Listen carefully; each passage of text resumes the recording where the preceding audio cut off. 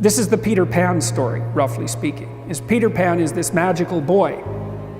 Pan is the god of everything, roughly speaking, right? And so it's not an accident that he has the name Pan. And he's the boy that won't grow up. And he's magical. Well, that's because children are magical. They can be anything. They're nothing but potential. And Peter Pan doesn't want to give that up. Why? Well, he's got some adults around him, but the main adult is Captain Hook. Well, who the hell wants to grow up to be Captain Hook? First of all, you've got a hook. Second, you're a tyrant. And third, you're chased by the dragon of chaos with a clock in its stomach, right? The crocodile. It's already got a piece of you. Well, that's what happens when you get older. Time has already got a piece of you. And eventually, it's got a taste for you. And eventually, it's going to eat you. And so Hook is so traumatized by that he can't help but be a tyrant. And then Peter Pan looks at traumatized Hook and says, well, no, I'm not sacrificing my childhood for that. So that's fine, except he ends up king of the Lost Boys. In Neverland, well, Neverland doesn't exist, and who the hell wants to be king of the Lost Boys? And he also sacrifices the possibility that he'll have a real relationship with a woman, because that's Wendy, right? And she's kind of conservative, middle-class, London-dwelling girl. She wants to grow up and have kids and have a life. She accepts her mortality, she accepts her maturity. Peter Pan has to content himself with Tinkerbell.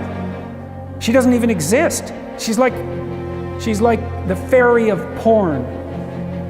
She doesn't exist. She's the substitute for the real thing. But the dichotomy that you're talking about is very tricky because there's a sacrificial element in maturation, right? You have to sacrifice the pluripotentiality of childhood for the actuality of a frame.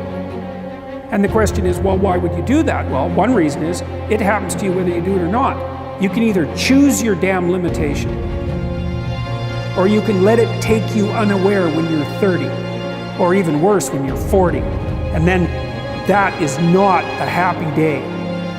I see people like this, and I think it's more and more common in our culture because people can put off maturity without suffering an immediate penalty. But all that happens is the penalty accrues.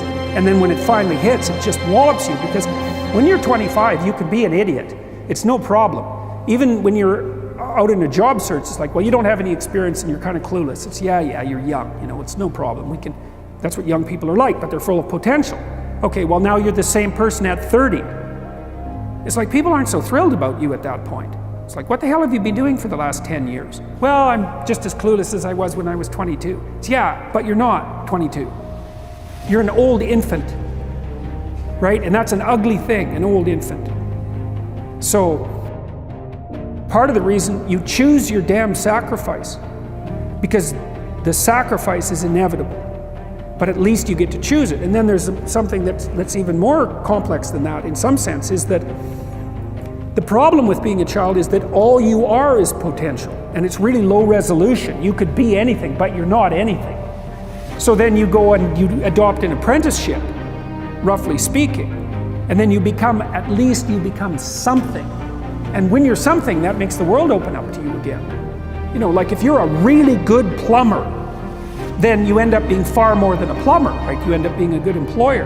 If you're a really good plumber, well, then you have some employees, you run a business, you train some other people, you enlarge their lives, you're kind of a pillar of the community, you have your family.